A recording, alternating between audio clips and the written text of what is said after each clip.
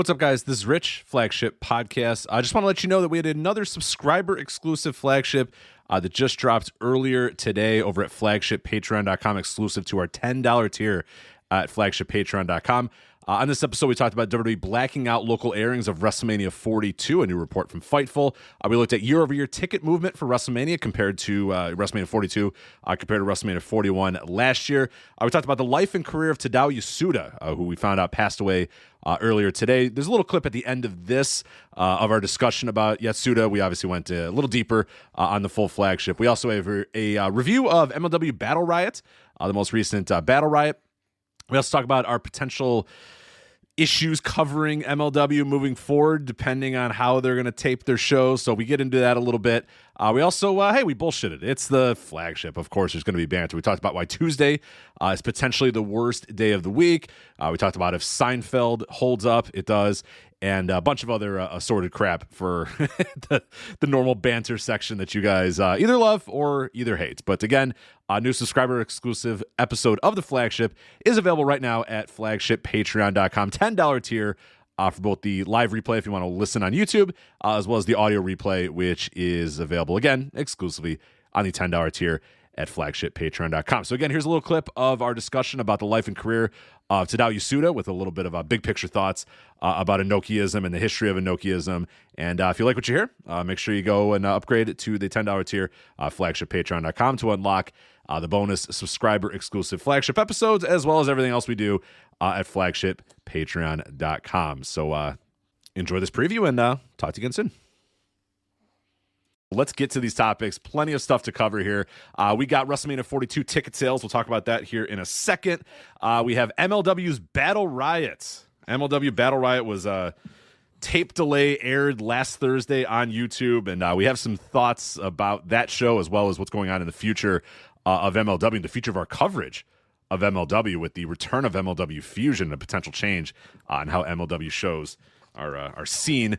But we'll start this show with the news that came out this morning that Tadao Yasuda, former IWGP World Heavyweight Champion, passed away. I guess IWGP World Champion before we... Or maybe IWGP Heavyweight Champion. Yeah, World. Just heavyweight. I think it was IWGP Heavyweight Champion before we added the world part to it. Passed away. He was 62 years old. And I don't have a ton to say about him, but I thought we'd at least, he's a former IWGP Heavyweight Champion. He's worth at least discussing a little bit here. But do you have any strong thoughts about Yasuda as somebody who probably watched? All right, No. I went and watched a bunch of his matches earlier, and I'm aware of his history. I just don't have that much to say because I didn't really like his wrestling at all, and he came during a very weird period of New Japan Pro Wrestling, obviously with Inokiism and Inoki just losing his mind and being so obsessed with MMA. And him being one of the beneficiaries of that and then rising to the top of the company as a result of that. But, I don't know. Did you have any super strong thoughts? And then we can kind of... Yeah, I could talk about his career, yeah. I mean, Tadao Yasuda was a sumo, and he really wasn't pushed at all for many years in New Japan. He came in as a sumo, and at that time, and even today, really, when you come in as a name sumo, you kind of have a leg up coming into pro wrestling because you kind of have built-in fame in Japan from that, but he wasn't one of those guys who came in with the mega push. And it's actually what's interesting about him and how he differs from like Koji Katao and guys like that is that he actually did like the Young Lion thing. Like they shaved his head and he started off as like a middle of the card, like lower card guy, which is interesting because a lot of guys who came in through the sumo ranks, they kind of got pushed right away and were put into a pretty prominent spot. But he actually built himself up like kind of the traditional way, even though he did have a name and people knew the name. So the thing about it was he wasn't very good at all, and he didn't have any charisma, and his career was going absolutely nowhere. He was just a guy working six-man tags underneath for many years. Look, it's always tricky when we do one of these obits and the guy wasn't any good because it doesn't mean anything. The guy lived a life and he passed away, and who cares whether he was great or not at one job that he had or just because he had one boss who over pushed him at one point doesn't invalidate the man's life. But we are a wrestling podcast and we are here to talk about his wrestling career. And he just wasn't a very good wrestler. He was one of the most critically panned wrestlers of his era once he got the push. Now, when he was an undercard guy, no one really even cared about him. But as Rich laid out, Inokiism happened. MMA happened, and Antonio Inoki went batshit insane. And while you can kind of understand his mindset with the benefit of hindsight of thinking, oh shit, there's this new form of entertainment that's adjacent to ours that people really like, and it's exploding, and it's going to expose what we do as phony and fake, and we're going to die. And we need to do something about this. So Inoki's idea was that if he can prove that pro wrestlers were just as tough or tougher than these real fighters, then pro wrestling can prove itself as the most dominant martial art. Like, that was, in a nutshell, the mindset. Which, if that sounds crazy and batshit insane, it's because it is. Because it was, yeah. Okay. And we now know that you have to give the public more credit. Everyone knows what they're watching when they watch pro wrestling. We all know the deal. You know, kayfabe was long since dead. Kayfabe died in the 1800s, let alone in 2002. I mean, you know, we knew. But at the same time, to give Inoki some benefit of the doubt, I could understand the mindset of this is going to destroy us, right? So his idea for those, you know, and this is just a quick fucking, this is the Cliff Notes version of Inokiism. But the idea was if I can put my pro wrestlers in shoots with these guys and they can win, and then the public will respect us and they'll still see pro wrestling as number one. Well, that backfired massively because he'd put people like Yuji Nagata, for instance, who was going to be the next great star in New Japan, and he'd get fucking murked by Mirko Cro Cop, and it would be an utter embarrassment, you know? So, and this, of course, is when all of this is happening. This is when we always talk about Satoshi Kojima said, nope, I'm noping out of this. I'm following Muto to All Japan, and I want nothing to do with it. Right. The hell you're going to put me in an MMA fight? Fuck off, man. I see where this is going. And Kojima had an incredible run in All Japan. And then a few years later, when Inoki, when Shoot Style was starting to die and Inoki was proven wrong, and it almost ended up trying to prevent the death of New Japan in pro wrestling, almost caused it by this road that Inoki took. Then they were begging Kojima to come back and work that program with Tenzan and save the place. So he ended up being a big winner out of all of that. But I'm drifting off course. The point is, Yasuda was one of the guys who Inoki was banking on to kind of spearhead this new vision of pro wrestling, you know, with Ironhead Fujita and some of these other dudes. And he put him in shoot fights. Now, by then, this guy's already in his late 30s. And he's already like a washed up pro wrestler. And he wasn't a good MMA fighter at all. I think he won his debut, but then he lost most of his fights. But the key fight was against Jerome LeBanner. Yeah. And it was he beat him in what was a massive, massive upset. And he beat him by basically just running his forearm across the guy's throat. I mean, the match is out there if people want to watch it. So whenever one of these pro wrestlers, now that changed the course of his career, because then Inoki said, all right, well, this is a guy I can push because he beat like a well-known and MMA guy, a well-known legitimate fighter who people know is the real deal.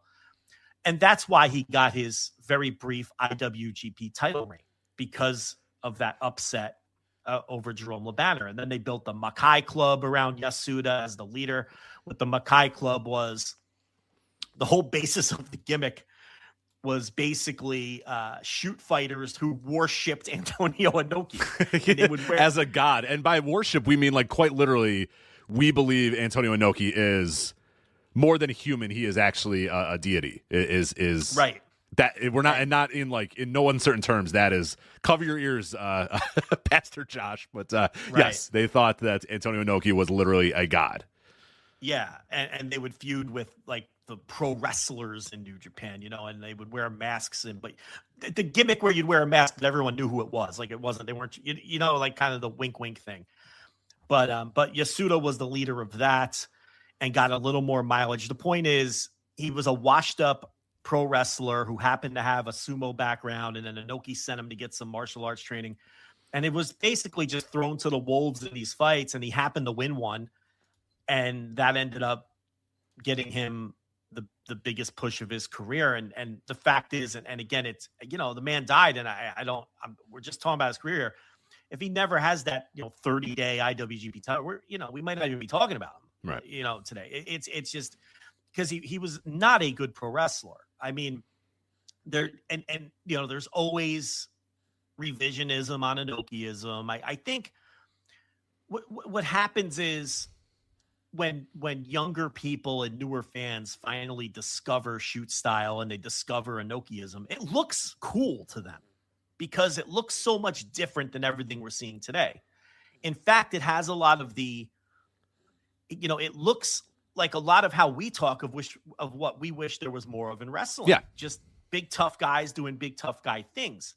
And because of that dichotomy to a lot of what we see in modern pro wrestling, I think it comes across so different. It hits people and they go, whoa, this is like really cool. But what they're missing is that in real time, everyone was kind of like, oh, this sucks. Like there was no need for shoot style. There was no need for Inokiism when we had real MMA on the come up. Like I watched all those Boomaye New Year's Eve shows. I loved Pride. I loved early UFC and I loved MMA at that time.